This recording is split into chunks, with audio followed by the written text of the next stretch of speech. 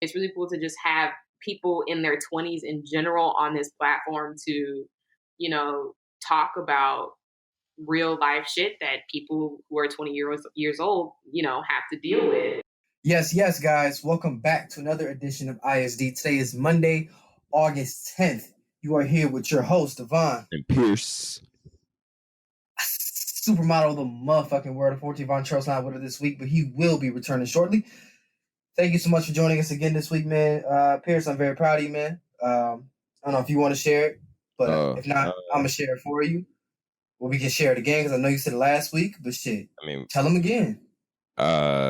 Yeah, so I guess I just got the magazine that published in my first published photo shoot, I guess. It's really my first photo shoot that I've done, like legit one. So it was kind of cool just kind of get that news. And I actually got the magazine today. So, and it was even weirder. It was, first of all, it was weird just kind of just being told like, yeah, we're using one of your pictures. And then the second, it's even weirder to have it in my hand, and like actually have a page to flip to and it's just my face. And I was like, that's actually pretty dope, So, but yeah, I just got that today from Malvi Mag.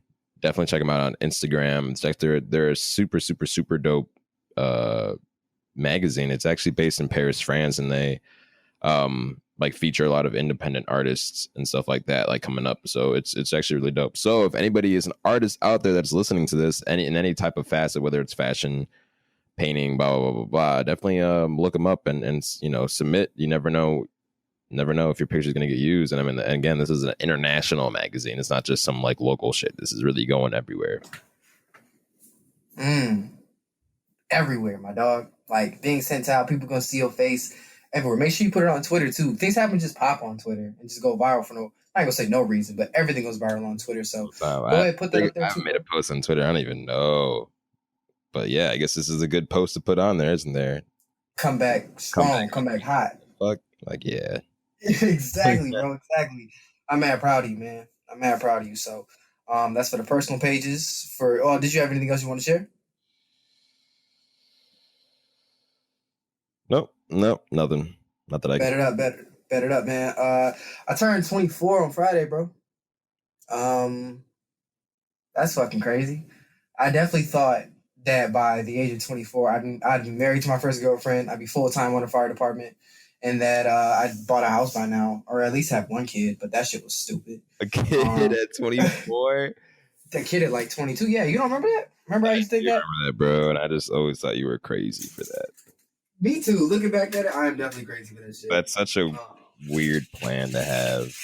It's not even a weird plan to have, honestly, because a lot of people have plans like that. Like, I've personally never made plans. Like, I've had plans for my life, of like, oh, when I'm this old, I want to be here and doing this. And obviously, no one's plan really ever works, especially now since everything kind of got fucked up. But like, I've never really heard. Well, I guess I have heard a couple people say, well, I want to have a kid at like 21, 22. I'm like, why? That's like literally the time where you're like able to do anything you want, damn near. But people are like, I want to have a kid, and I don't know. That's just not me. But I guess some people just really love kids and families and shit. So I guess it makes sense for them if that's the type of person you are. But not me, unfortunately. Definitely. I'm glad I didn't. I'm glad God took that out of my plans. It gave me a whole new agenda because I love what I do. And I was actually talking to my girl about it, and we were just talking about career plans and like the future and everything, and just mapping out your life. And sometimes when you chase this career in broadcasting entertainment, financial stability isn't always a thing. So it's always just like, okay, well, what would a backup plan be? But then I straddle the idea of if you have a backup plan, your initial plan may not go as well. And I think that that's smart, but it's also kind of foolish because a lot of times you listen to entrepreneurs talking and stuff like that, they give advice because they're successful, don't get me wrong, but some of it is kind of irrational. And it's like, damn, slow down. You know what I'm saying? So I think that it's important to have a plan and have goals, but be flexible as well. Be strong yet flexible. Shoot for what you want to do. Always be there, but be prepared if something else happens. And not even be prepared physically. Be prepared mentally. But of course, set your sight. If you're doing something, start there. Go all balls in. Make sure you give your 100% to whatever it is that you started or that you started doing, and finish that. and then jump into something else. You know what I'm saying? Mm-hmm. So, yeah, I'm super excited to turn 24, bro. It's gonna feel a little awkward though. My girl just turned 25 and she was kind of going through this thing mentally where it's just like, oh my God, like, what am I doing in my life? Yada, yada, yada. And I was telling her just slow down and relax because you have a whole life ahead of you. And we do. And, you know, I'm younger than her. Eve Grant only be about like a year or two. And now I'm going to turn 24. And I feel it's this awkward phase where it's just like, I'm not a kid anymore. I'm definitely an adult, but I don't feel like I know everything enough to call myself grown. You know what I'm saying? Like, do you really know everything? Or are you really grown until you turn 30? You feel me? I mean, yeah, I get what you're saying, but I don't even necessarily think when you're 30, you're grown. I mean, what do you feel that you need to know to qualify as an adult? You know, because I'm sure you ask people that we think are adults, you know, shit, like, are you an adult? I mean, I'm sure some of them be like, honestly, like, I don't know what the fuck I'm doing. Like, I'm just kind of going, you know, like, I mean, I don't know. Like, I feel like there's no age where you're like, I am an adult now. You know what I'm saying? And like, there's certain things that you should know. And obviously, as you grow older, there should be, you know, just things that you know. But like, I mean, every adult is kind of, I feel like, is kind of winging it. You know what I'm saying? Like, there's not an age where you're like, okay, now I know everything I need to do and no more surprises are coming my way. Like, no, that happens all the time, you know. And 25, I mean, I guess to us, it could feel old, but it's not in any sense of the word. I mean, you ask anyone that's older than us will be like, yeah, 25 isn't old whatsoever. You know what I'm saying? Even 30 isn't old. You know what I'm saying? Like, 40 isn't old. You know? So it's like, I don't know. I just feel like, especially, I mean, not just our generation, but like kids, maybe our generation, because I feel like we kind of live in it's a lot more competitive now. And it's a lot more, everybody compares themselves to everybody else now. But, you know, she was saying, you know, like she's doesn't feel like she's accomplished what she should have at this time. And, you know, I guarantee a lot of people can relate to that. I mean, I can relate to that. I'm sure you can too. But that's the thing when it comes to like planning a life, you know, like when you try to plan a life out, especially when you're a kid and you're like, okay, I'm going to do this and this and this. When I'm 21, I'm going to graduate. And then when I'm by 23, I'm going to have my doctorate. And this is like, you know, you're planning it assuming nothing happens to throw you off course. You know what I'm saying? So like when something does happen to throw you off course or just some shit just kind of just unaccounted for happens and then it kind of just throws you off and now you're sitting here getting down on yourself because you feel like you haven't accomplished whatever you wanted to accomplish at this age. I mean, I don't think it's not that big of a deal. You know what I'm saying? Like we have a lot of time left and for all we know, like depending on how you're looking at yourself, like if you're comparing yourself to somebody else and like, damn, like they're doing this and this, like I want to be doing that. But then they could also be looking at you like, damn, like they just did that and that. And like, I want to do, you know what I'm saying? So stuff that you don't think is even big is huge to someone else. You know what I'm saying? Like, for example, and not even trying to make it about myself or anything, but like the whole magazine thing, you know, like for the longest time, like I was like, damn, I'm seeing somebody do this. I'm seeing people do this, you know, and I was getting down on myself and now I did that. And now I'm sure somebody else is looking at me like, damn, like he's doing this and that. Like he just got a magazine. Like, that's crazy. I want to do that too. And getting down on themselves. But little do they know I was in that same spot 2 months ago. You know what I'm saying? Like, feeling like, damn, like I'm not like why am I not doing this or how come I'm not doing this? But it's not even a matter of comparing yourself. It's just more so just kind of waiting for your time. You know what I'm saying? And preparing yourself for so when that time does show up and present itself that you're ready to kind of tackle whatever you're going for. So I think that's a big thing. You know, I just think that people just when they see somebody else achieving something, you know, they automatically feel less on themselves because they haven't achieved the same thing, even if they weren't even necessarily going for that goal.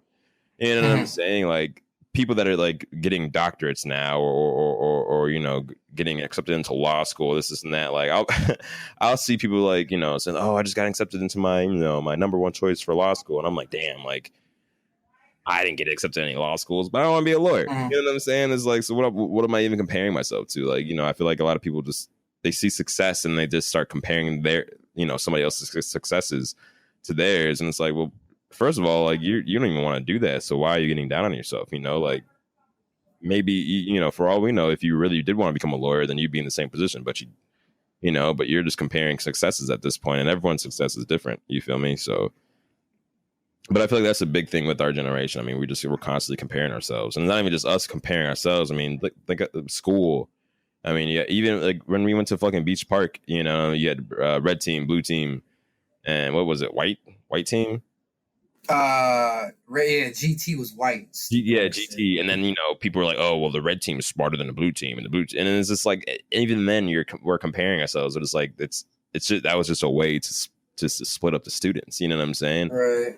You know, you feel me? So like, I mean, there's comparisons all over the place. I mean, comparisons in school, comparisons in sports, comparisons online. You know, like we live in the world of comparing ourselves to everybody else constantly, all the time, and you know, and saying like, oh, you know, if I was really living my life correctly, I'd look like this, and I'd be doing that, and I would have accomplished this by now, and blah blah blah blah blah blah blah.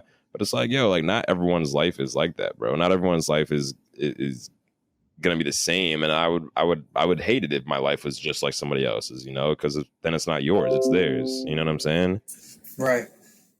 So but I definitely understand where she's coming from, you know, saying that. I mean, I could 100% understand where she's coming from and how she's feeling, because I'm gonna turn 25 next year.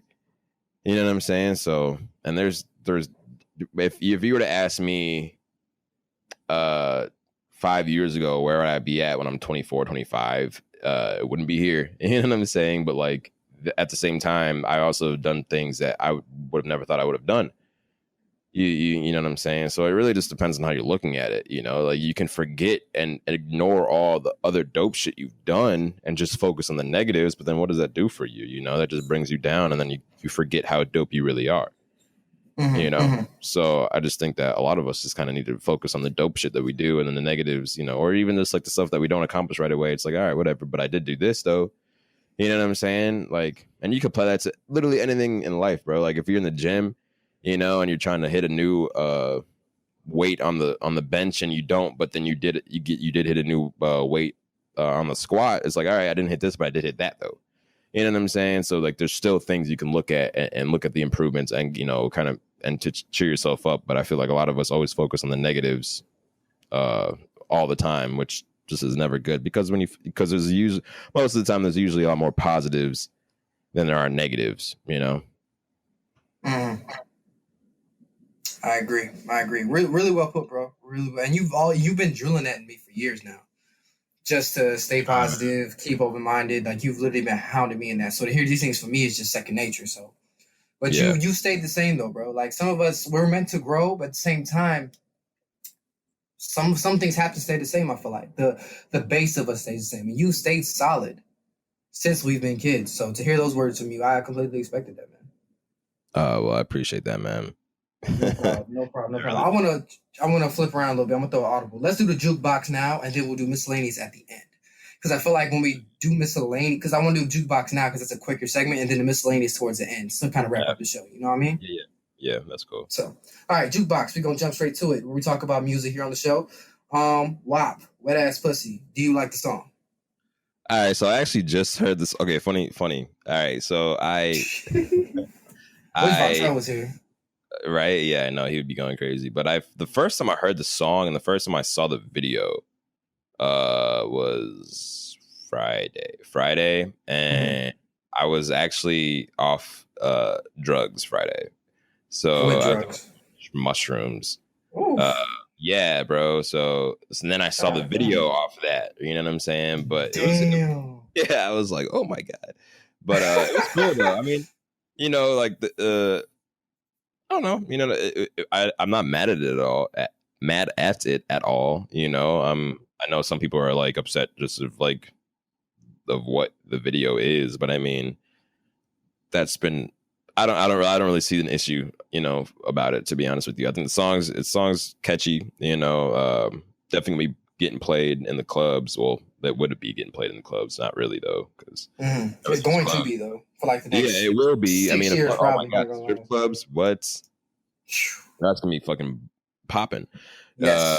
And you know, did I like watching the video? Yes, I liked watching the video. Hell yeah. So I mean, it was cool. You know, I really do. But I do understand why people are upset about it. But I mean, even if you go back, I mean, you got Lil Kim, you know, was doing that shit. Nicki Minaj was doing that shit. Like, that's just That's just what it is, you know. And then it's about time girls have a song like that. You know what I'm saying? Because it's just nothing but niggas talking shit about girls this whole time. So it's nice to have. I'm sure they're happy to finally have, you know, female rappers that are kind of making some music just for themselves, you know. Definitely. The beat is crazy. Yeah, bro. I really do. My favorite part of the song is the fucking beat. Oh my goodness, that shit is crazy. The music video was pretty dope.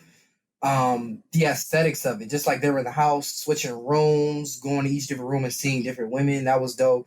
I don't want to say that hate against Kylie Jenner. I think that, I'll tell you this. I'm one who's kind of already annoyed with the Kardashians. I think we give them too much attention. You can't knock their hustle because they're all a really successful, really rich family. They got to that success a certain type of way. Whatever. We all talked about that. What I want to talk about is why people make it such a thing to hate her. I don't know, bro. Like they literally started a petition to get her out the videos if that's going to change anything. Like it's not that serious. It's not that serious. I don't know. I'm not gonna lie. When I saw her in the video, I was like, "That's weird." I think they just did it just because it's Kylie Jenner. I mean, they definitely could have picked. There's plenty of other girls that they could have picked for the role, but I mean, again, the role, it's such a small thing. You know, like what is she like walking down a hallway? Yeah, and opens the door. Yeah, you know, so it's not like she has a major role in it, you know. But yeah, bro, I just think people are just.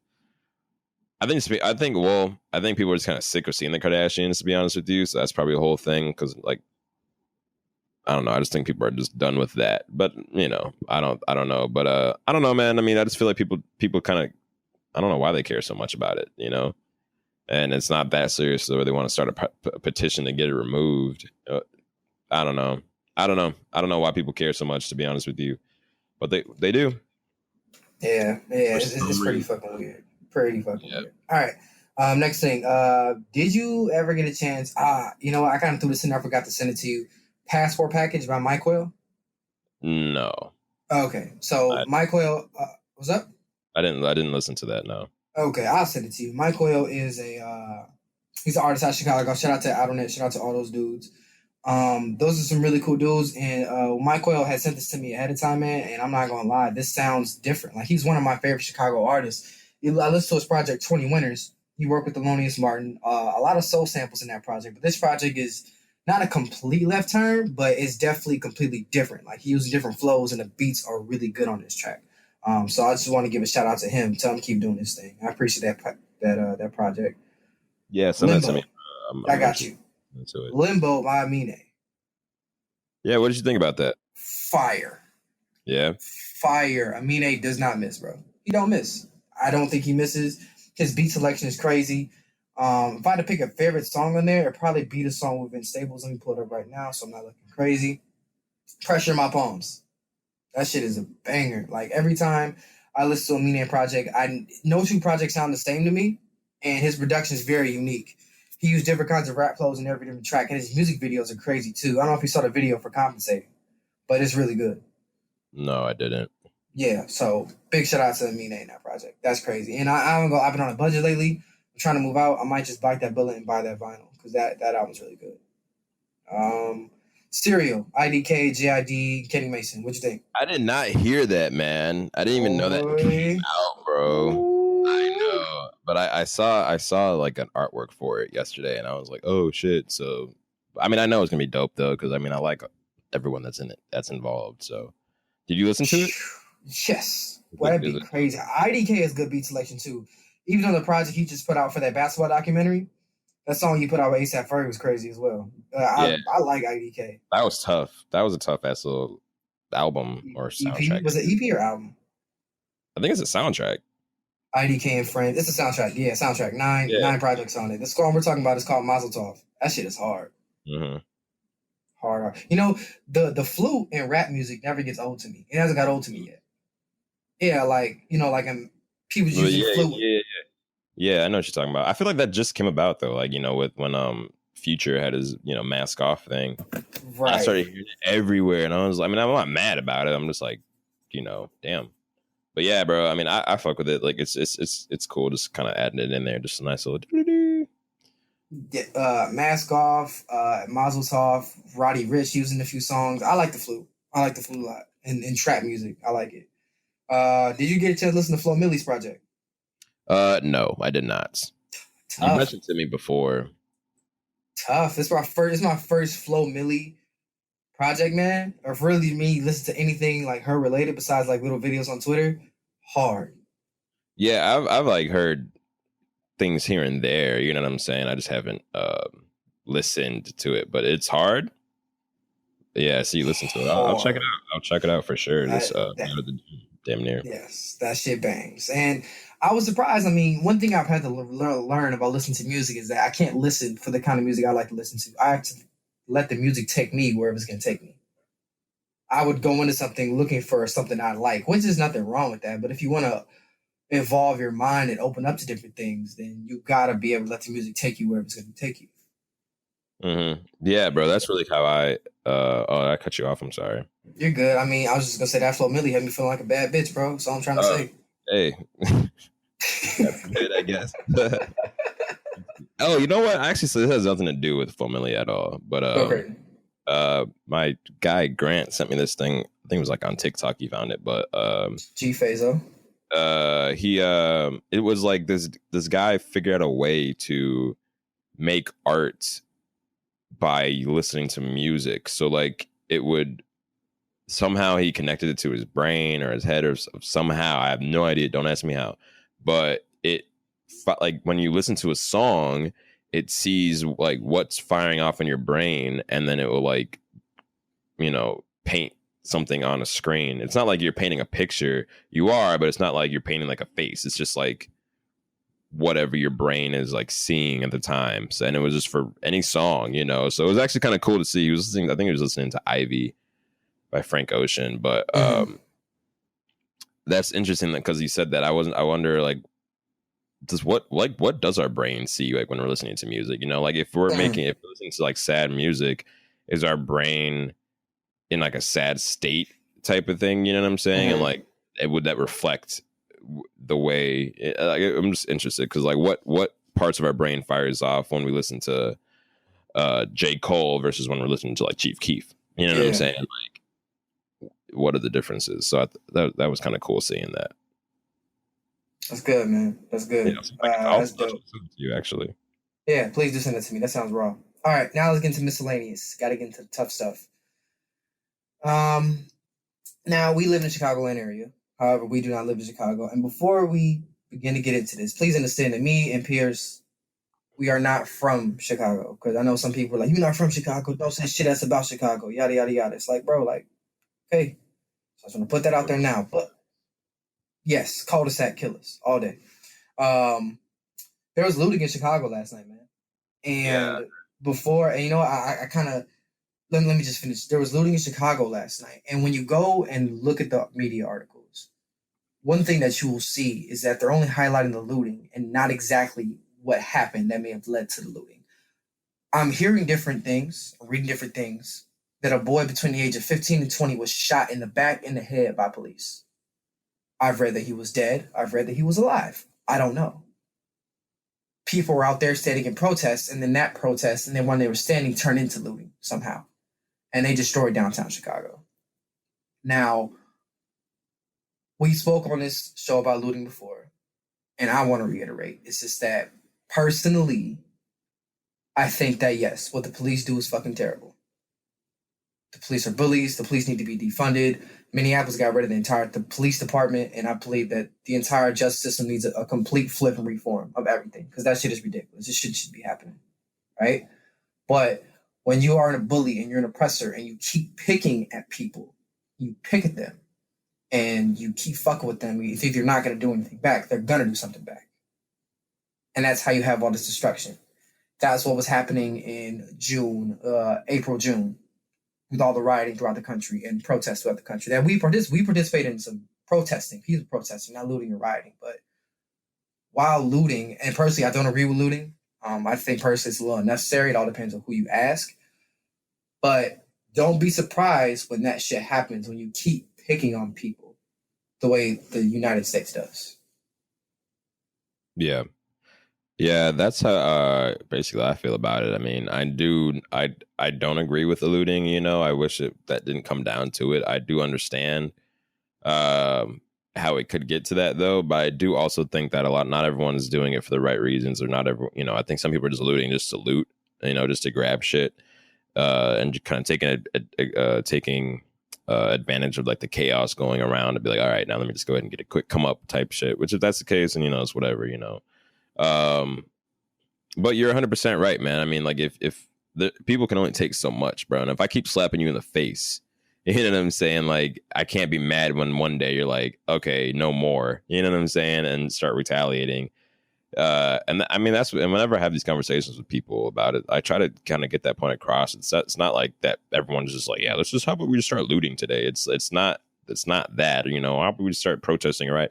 It's years and years and years and years of buildup, of being told things will be changed, nothing's changing, constant, just examples of just injustices, and not even just for the Black community, but just people, you know what I'm saying? Citizens of America, just the injustices, how people are treated, how cops, abuse power and all that stuff, and how police precincts are getting mass amounts of money, but then, our schools can barely afford lunches for kids, and cramming kids in classes because they don't have enough space and shit like that. So it's like,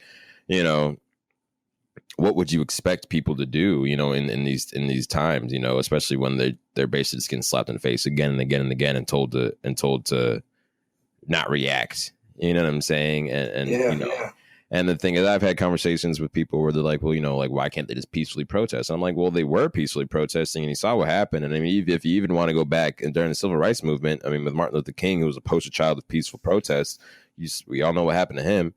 So even when you're peacefully protesting and you're doing what they want you to do, there's still an issue. So it's now it's like clear that you don't want me to do anything, and peaceful protesting clearly it's not changing as fast as we would like it to. I mean, it definitely could change, but the thing is, you're gonna have to for things to change, you have to cost people money at the end of the day, pretty much. And that's what they were doing back in the day in the civil rights movement. Like, they were costing people money, costing companies money. With the bus. What do they call it? Boycotts and stuff like that, and sit-ins and all that stuff. That's when things starting to change, and that's what we need to do, and I guess rioting and looting is a way to do that. But at the same time, it's one thing if it's just major companies, but it's not always major companies. A lot of the time it's family-owned businesses, small businesses that are getting hit, you know what I'm saying? And the thing is, the bigger companies have the money to be like, all right, whatever, it's a store, we'll just, throw money at it, build it back up, and it would be fine. But the mom and pop shops, like, that's all they have, So, and I think that's who's really getting affected by these rioting and these lootings is them. You know what I'm saying? Because they don't have the funds just to rebuild. They don't have the funds to get all the stock back. You know what I'm saying? Like, you could have. I can't imagine, and it sucks. I don't even really want to imagine the amount of people that are probably out of jobs because of the rioting and looting, because their stores have just gotten vandalized and shit on, burned or whatever, you know what I'm saying? And they could have easily been supporting the movement too, but it's just people. And again, it's not the Black Lives Matter movement that I think is doing it. I think it's just people trying to take advantage. And I also think it's other organizations that are trying to make the Black Lives Matter movement look bad. That are doing this, you know what I'm saying, and because they don't give a fuck. You feel me? So I mean, I just don't really agree with it at all. But when shit like this does happen, and unjust killings happen constantly, and cops, are doing these things, and then they're getting paid leave, you know what I'm saying, or they're just getting moved to another precinct or whatever, and and we're told to forget about it, or they're getting the sentences they're getting are just so small compared to what an average citizen would get, you know what I'm saying? And when shit like that's going on and we're constantly seeing it and nothing's being done about it, and they're constantly protecting themselves, it's like, okay, well, obviously being peaceful isn't working because nothing's changed, you know what I'm saying? Like, how peaceful, and the thing is, and I've said this before in other podcasts, I honestly feel like a lot of times when it comes to peaceful protests, like, a lot of people are just going to wait for it to stop, because it's going to have to at some point in time. Like I was saying, like, people are going to have to go back to school at some point, they're going to have to go home at some point, they're going to have to go to work at some point, so not everyone can just be in the streets all day long. Some people can, but not everybody can, so it's a lot easier to wait out a peaceful protest than it is an angry mob, you know what I'm saying, or fed up citizens, you know. So, and when shit like this goes on, things do change, you know. It's not always, change isn't always going to be easy for everyone, you know what I'm saying. In every situation that's changing, there's a side that doesn't want things to change, you know what I'm saying, and they're going to be upset and they're going to fight for it to stay the same, you know. So that's where it is right there. Of course, it's not going to be peaceful. Of course, you're not just going to be able to talk about it and, you know, like, yeah, you know, I agree, we should change this. Because if it was that easy, then it would have been changed by now, because then everyone would be level-headed. But that's not the case, you know. So sometimes you do got to get a little upset and a little loud to kind of get your point across, you know. And especially when it's the people that are getting mistreated time in and time out again, you know. And it's like, what do you expect us to do? What do you want us to do? Just to bow down again and hope, you know, things change? You want me to, you know? And I've had this conversation with people, you know, saying like, not all cops are bad, and I don't believe all cops are bad, but at the same time, I don't want to. I feel like it's almost better to assume all cops are dangerous, because the minute I'm not assuming it and I'm assuming a cop is a good cop and they're not, it's too late. Mm-hmm. You know what I'm saying? It's too late. So it's like, okay, well, I guess I found out that's a bad cop. Well, you know, his knee's on my neck and I'm gasping for air, you know, so I don't want it to get to that point. So I feel like it's safer for everyone to kind of assume the opposite, you know, and it sucks, you know, for the good cops out there. But at the end of the day, being a police officer, I mean, this is it's not a job you get into for praise. It's not a job to get into to be called a hero. It's a job you get into because you want to do it. And you should understand getting into this job that, yeah, it's going to be thankless. You know, not everyone's going to be, you know, think you're a hero. Not everyone's going to, you know, want your help, but you're doing it because you want to better your community. You know what I'm saying? And I don't think that every cop's doing that. And even the cops that are trying to get in and do that for that reason, when you're also covering up your partner's, you know, mistakes, or, you know, the injustices that he's doing, or the possible murders or planning things on people, it's like, you're just as bad. You're just as bad as them. You know, so yeah, I'm going to assume the worst, you know. And the thing is, I'm not going to be a dick to police officers. You know, I'm not going to escalate situations. That's just stupid, you know. And I've had plenty of good run-ins with police officers, you know what I'm saying? Like, so I'm not saying like I'm just going to be standoffish, you know, but I will be on my guard, you know what I'm saying? Like, hell yeah, you kind of have to be, you know, like, and I don't know why. And if someone's going to say, well, no, you don't, it's like, well, what do you mean? We're seeing so many just so many videos of bullshit going on, of cops just, you know, abusing power, of people who are cooperating. I mean, we've seen videos of cops, you know, abducting people, pulling them into vans and stuff like that, and, you know, and nobody knows where they're going.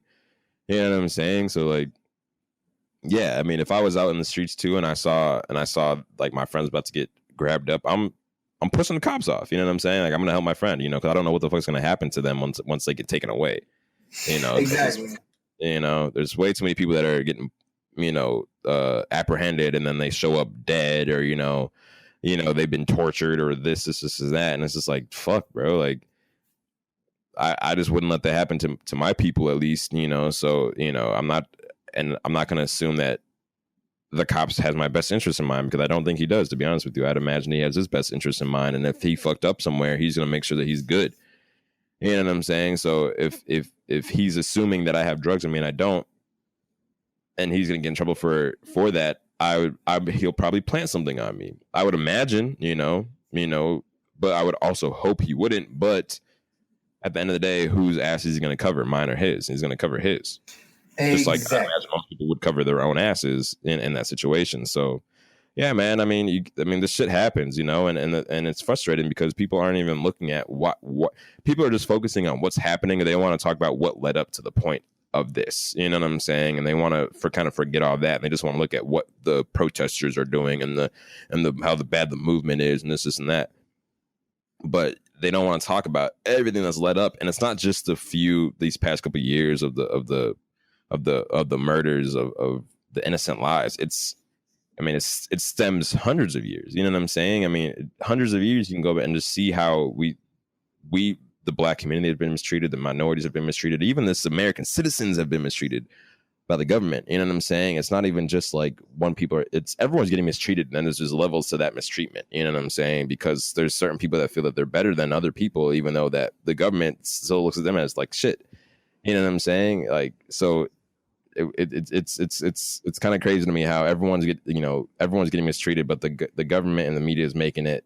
They're trying everything they can to make the two halves hate each other, so that we can't collectively hate them. You know what I'm saying? So they try to make us blame each other when we have no control over that. You know what I'm saying? Like, what the fuck? How am I going to change, your life, when I have no control over that just because of my political views or whatever? You know what I'm saying? But you refuse to talk bad about, the government with the president, whether it's Democrat or Republican or, your representative and shit like that. Like, they're the ones that really have the power, and they're the ones you really should be angling your anger towards. But they're telling you that it's my fault, and you're believing them, and it's like, how is it my fault? So it's just crazy, bro. It really is nuts, but people aren't looking and seeing the events that have led up to the violence and that have led up to people getting fed up. They just want to talk about the people getting fed up in the violence, but then they refuse to talk about what's led up to it, and almost want to ignore it and say, well, it's not that bad, and these people are just, thugs that are just want to riot and loot. It's like, what about the cops that are thugs? Because there's cops that are stealing things from crime scenes, planning things on people, just being abusive, slamming kids on the ground. How are you not getting upset about this? And, the thing is, I always try to put it in their shoes. Like, if that was your son or daughter, you would be just as upset, but because it's not, and you're personally not affected, you don't care. And that's the thing. A lot of people don't care about things unless it personally affects them, so they're looking at this whole movement and they're like, well, it hasn't affected my family at all. So like, everyone else is just being, ridiculous. Is being ridiculous. But the minute it affects someone that closely, you're gonna be all for it. Right? You're gonna be, we gotta stick up, or it affects somebody's money. Exactly. Like an article. I'm going to cut you up. An article I read earlier from ABC7 Chicago. They were saying, like, the article I read was very biased, and they talked about 13 police officers were hurt, yada yada yada. What about the people who were hurt? All they did was talk about the looting and the police. That's all they talked about. They had like a little sentence earlier about the cause, about the young man being killed. All they talked about was looting, what businesses they destroyed, and what police officers were hurt. And that was it. Exactly. That was it. They gave details on the police officers hurt, all that good shit. But let something hit them or hurt their pockets, it's going to be immediate response. Immediate response, man. Like, there's no excuse. There's no way for them to actually justify what they've been doing. And then it's just hypocritical of them for them to sit here and get mad at us when we respond in numbers. The only way we know how to respond, when all they do was respond in numbers. You pull up, get a speed ticket. Yeah, there's one cop. Like, I got pulled over running a stop sign in my neighborhood. If you know where I live, you know some shit happened around here. I got pulled up for a stop sign. Guy pulled me over. I ran it. Okay, officer, no problem. Yes, sir. A second cop pulls up. Why are there two cop cars here if I ran a stop sign? And that happens with anything. You get a speeding ticket, 3-4 cops pull up. And for what? For absolutely what, man? Nothing. Yeah, man. It's crazy, bro. Yeah, so don't, of course, violence is never the answer. I'm not condoning violence. I'm not. But protect yourself. Yes, you do have to protect yourself. You do. You do have to protect yourself. But at the same, violence and self-defense are two, I can't even say they're two different things. But I condone self-defense. And I like to avoid violence as much as I possibly can. Yeah, that's pointless violence is it never. Thank you. Yes. Yes. But protecting yourself and by using violence when it's needed is, that's almost like a no-brainer. Yeah, but at the same time, though, it all depends on who you're fighting. Like, of course, yeah. You don't want to pick a fight. Like, you're not gonna walk up to a bear and smack a bear in the face. Of course. You know what I'm saying? It all depends. There's different ways to fight, which is why in terms of looting, people say, burn it all to the ground. But you got black-owned businesses being destroyed. As much as you want to say that, no, you're putting people out of jobs and destroying neighborhoods where people have to shop and live and eat. So as much as you want to say burn it all to the ground, I personally don't agree with that. I think there's better ways to fight that fight. Yeah, I really do think that. I know there's like leaders of the movement right now, but there's not like, I'm just thinking, because back in the day, during the civil rights movement, like there was multiple people that were looked at as leaders, but it seemed, again, I wasn't alive during that time, obviously, but it seemed a lot more cohesive, like they were a unit, you know. So, and then it was agreed upon what was going to happen. So like the bus boycotts and stuff like that, that wouldn't have been able to happen if everyone was so separated and everyone's just kind of just going off of emotion and anger and this and that, because you wouldn't have been able to get everyone to agree. But the thing is, you saw there wasn't them tipping buses over and setting them on fire. It was them not using the buses and then costing them money. You know what I'm saying? Which then made shit change. You know what I'm saying? So if we really wanted to start making things change for the better, we would just honestly need to stop, you know, spending money at certain establishments. And I know that's been called for before, you know, like, oh, like we're not going to Wendy's or we're not going to here or whatever. But the thing is, people are like, oh, fuck, I'm still gonna go to Wendy's. I can't mess up on the spicy nuggets. And it's like that, like, I get it, like, yeah, but that just, then nothing's gonna change then. You know what I'm saying? Like nothing, that mentality there is not gonna change. And I feel like as much as people feel like we're one and we're all in it together, at the same time, I feel like people are just thinking that they're the individual, you know what I'm saying? And like, well, you know, I don't support them, but me going to Wendy's is going to, you know, really affect. It's like, well, it's not okay. But if everyone has that mentality, then Wendy's isn't losing money. You know what I'm saying? Right. So you can't be with the movement and be like, oh, I'm not going to do this. And we need to, you know, do this and blah, blah, blah. We need to have, you know, rise up and then go spend money at other places that everyone's saying, you know, it's in support for, you know, whatever. You know what I'm saying?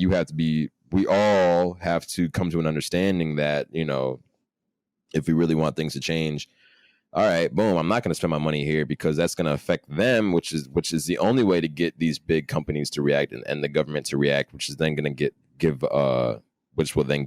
make them give us what we want, you know? But if they're not losing money, if they aren't losing money and we're still demanding shit, they're gonna be like, why would I give that to you? Like, I'm still making just as much as I was making when you didn't have it. You know what I'm saying?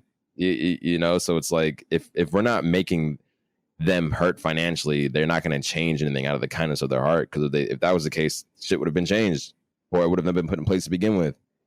You know, right. So that's the thing. I feel like right now the movement, it's strong, and you have a lot of people that are, you know, that support it, but there's no single 1, 2, 3 voices that are like, yo, like, this is what we need to do, this is the plan, blah blah blah blah blah. It just seems so scattered, and everyone's just, you know, saying, oh, we're protesting here, we're gonna be over here doing this, and we're gonna, you know, and it's just like, I don't know. I mean, I don't think a lot of things are gonna get done until we realize that once we come together and show that our numbers are more powerful than their numbers will ever be, you know, and then we start hurting their pockets by, you know, not supporting certain businesses or not going out to eat here, not using this service here, not wearing these clothes here, then that's when things change. That's when, you know, things get put in place. That's when laws get made. That, you know what I'm saying? That's when shit really does change. But until then, I mean, I don't think it's going to change, because they'll just wait it out. You know what I'm saying? Because they aren't getting affected. So we have to affect them where it hurts, and we have to affect them where we really know where things are going to change, and that's their pockets, you know. But we also need to be on the same page, and I don't think everyone's on the same page, you know. There's no, like, just cohesiveness. I feel it just seems so splintered almost, you know. It does. And another thing we do want to make a note and say is that we also, sometimes these protests and riots are started by the police, and they're started by the government, who are undercover burning shit and breaking stores, setting shit on fire, and then blaming the people. I want to make sure you make a point to say that too, because a lot of that, because a lot of this shit. Then I'm not gonna lie, I had to be educated on that. That the police are actually out here doing these things and starting these riots and starting this kind of shit. So don't be surprised if you see someone out there who looks suspicious doing some funky shit. Like this dude went on Instagram Live and tried to break open something last night. Why? The cop?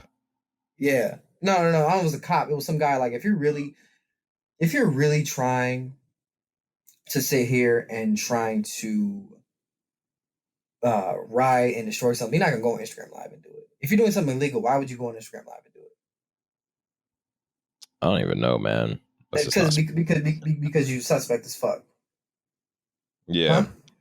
No, I was just saying that's not smart. No, it's not. It's suspect as fuck. Yeah. So. Yeah, man. You know how that goes. Yeah, but we just gotta. They're gonna do what they can to, split us up and make the movement weaker. We just gotta realize that their efforts will not be able to affect the masses. You know what I'm saying? And they are gonna try to do what they can to make the protesters seem as violent as possible and as chaotic as possible. That's the news is gonna do that. The news isn't gonna want to bring a good light to this. You know what I'm saying? They've never have, and they're not going to do it now. So I mean that the news isn't really a good place to get the info. You know, because they're gonna, even when the cops, because like you said, there's plenty of video out there of cops breaking windows of stores, fucking their own cars up, starting fires, and then the people get blamed for it. And the thing is, when I've had these conversations with people and I tell people that, they're like, no, well, there must have been a reason why they were doing that, and it's like, well, no, like, just like, I feel like some people it's so hard for them to wrap their head around, like, yes, a cop can be bad. You know what I'm saying? Like, they're regular people, and they can also, have their own agendas and be like assholes. You know what I'm saying? Like, there doesn't always have to be a reason for them. The reason could be, okay, we're going to make them look bad, so then we look better, Like, I mean, you look when in the news, you always hear about, 10 cops were injured, during this clash of protesters and cops. But then you never hear about the multiple injuries of the protesters, of getting shot in the head with rubber bullets or mace or, whatever, slammed on the ground, this and that. So you never hear about that, but you hear about, a police officer got a rock thrown at him and it hit his elbow. And, and it's like, clearly, the media only really cares about one side of the situation, the story, so because they don't want people to sympathize with the protesters, because that's going to give them more power. That's going to get more people on their side. So they're going to do what they can to get more people on the cop side. So they're going to make the protesters seem like just angry, violent criminals that are just, have no, they don't care about anything, and they just want to steal and loot, and that's really not the case. But if you watch the news, that's what it's going to be. You think it'd be a horrible movement, but the world knows. I mean, the people know, the world knows. I mean, we have video. People have video of it showing what's really going on out there, but some people just don't want to believe it, man. I mean, it's frustrating sometimes, but you can't always change everyone's mind. Some people, they just grew up with the idea that cops were good, and they're always going to be there, and this and that. So when a cop does bad, it's, instead of, that cop was a bad cop, it's, well, what did they do? Like, who did that? What did someone do to them to make them do that? You know what I'm saying? There has to have been something that happened, not just, like, these cops aren't bad people. And it's just like, they know they can be. There doesn't always have to be a reason as to why they did that. What's the reason of them breaking a window, breaking the glass? What's the reason of them banging up their cars? You know what I'm saying? Like, maybe they're just doing that to make us look bad, but not everyone's mind is going to be changed, and you got to accept that. Definitely. I definitely agree. So I'll put a button on. You ready to move on? Yeah, man. All right. Dame Lillard trash talk in the NBA bubble. Now, if you watch basketball, Dame Lillard is a bad dude, right? Yeah. Dame Lillard and PG have been going back and forth. Really, Dame Lillard and the Clippers, right? Damian Lillard is known as one of the clutchest players in the NBA. If not honestly, he is the clutchest. Let's just keep it up. Clutchest player in the NBA. And they played the Clippers the other day, and he missed 2 free throws. Lost the game. Very un-Dame-like, but it happens. It happens, right? The Clippers, specifically Pat Beverly, began to talk a lot of shit, clapping at him, saying things to him, Dame time, right? Because that's what Dame says. In the post-game interview, in a nutshell, Dame pretty much said, that's surprising to hear because I sent Pat Beverly home, and we all know I sent Paul George home. So why are they even running their fucking mouths? Now, with that being said, Pierce, I ask you, are there rules to trash talking? That's my first question for you. Are there rules?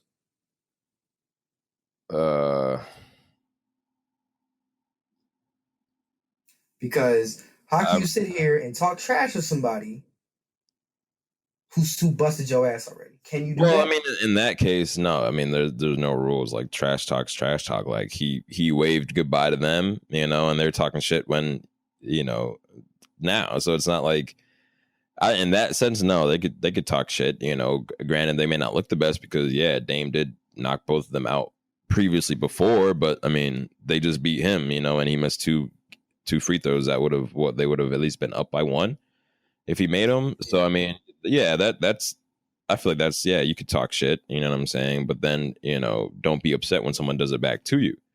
And now when it comes to like rules of trash talk, I wouldn't necessarily there's rules, but I mean, I personally wouldn't bring up like, if I knew about like a family death, I'm not gonna bring that up. You know what I'm saying? Or if I know I'm sick, I'm not gonna be like not gonna bring that up. Because that's just fucking mean. But talking shit, no, not at all. I mean, that's a part of sports in general. You know what I'm saying? And I think Dame had a good response when PG, with him and Instagram, him and PG went back and forth. Dame had a great response. You know what I'm saying about keep switching teams. Avoiding the grind. Blah blah blah blah blah.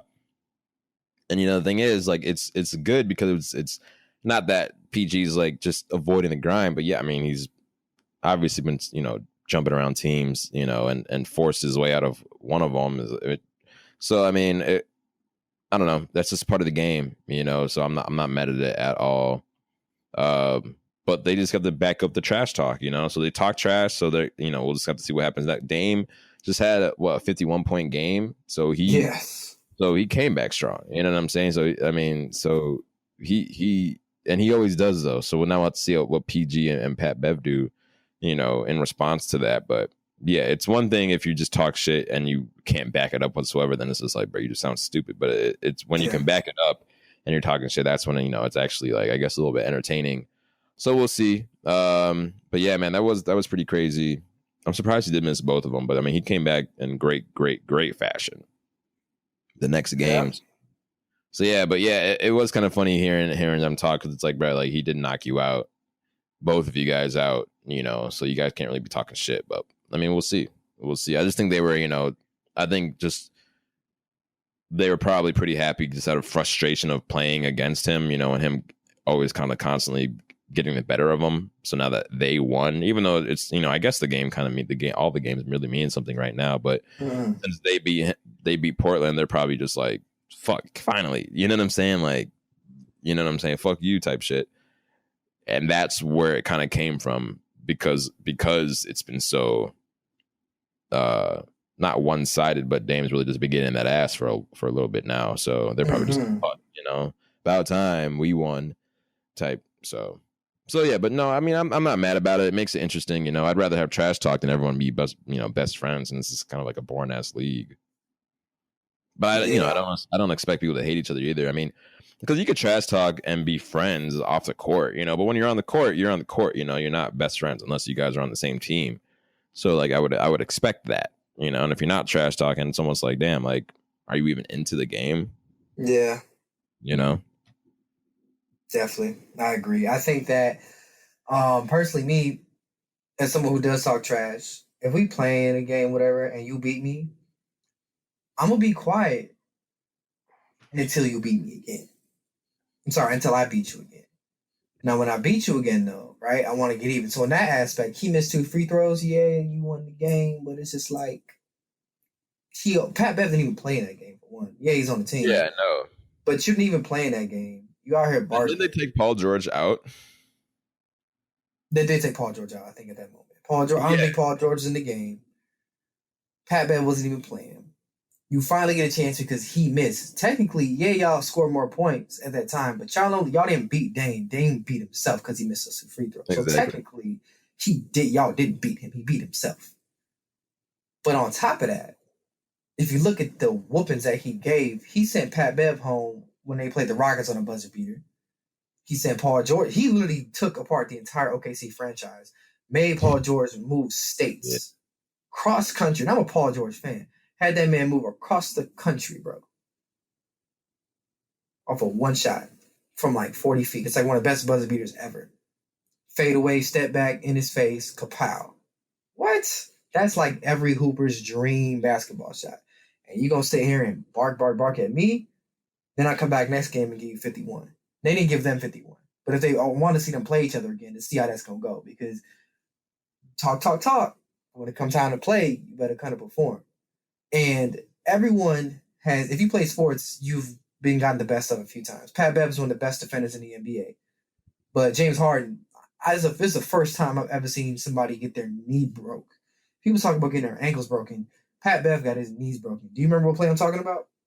Yeah. Oh my God. I thought Pat Bev dislocated his knee. James Harden fucked him up so bad. So, but at the same time, Pat Bev still talks shit, which is cool, but just understand your role in the situation when you're talking. If you're not contributing, if you're not doing nothing, you can't say shit. You can't be on the sideline all doing all that booking and barking and woofing. I don't want to hear that. You need to be in here to be talking shit to me, for me to respect that. Yeah, bro. That's the thing, man. Yes, but it's okay though, because now they woke up Dame. Dame gave 50, Philly won. Shit. Yeah, man. I mean, if talk about a game to come back on, I mean, like he really fucked them up, you know, like 51 points, and he joins Allen Iverson as the only other player under 6'5" to have 10 plus 50-point games. Yes, and Dame is 6 feet, 6'1". All right. Really? Yes, Dame's not that tall, bro. Wow. He's like our height. Other than that. No. Crazy. So, yeah, it's ridiculous. So, all right, man. Unless you got anything else, I believe that's all I got for us today. No, not really, man. Not today. All right, man. All right, go give me social media. Yeah, man. My Pbugs, PB00GS on Instagram, on Apple Music, on Snapchat. Those Snapchat and Instagram are the ones I use most. Is Apple Music a social? No, it's not. No, it's not. It's not, but you should share your Apple Music account, bro. I mean, yeah, on one of these platforms. Yeah. I should. I might post it somewhere. But yeah, those are what I use most. So follow me on there, guys. Vontrell is Vontrell Duh on all platforms because it was Vontrell Duh. I know this sounded half-assed. I just can't do it like him, and I don't want to do it and it be shitty. You know what I'm saying? But give Vontrell a shout out, y'all, on all platforms. In School Detention on YouTube, In School Detention on Instagram, Devonn Allen on Instagram, and ISD In School Detention on all podcast platforms. Share the news, tell your friends, tell your family, tell your mama, tell your kids. I don't care. Tell everybody, guys. Thank you guys so much for tuning in. You guys be safe. See you next week. Peace.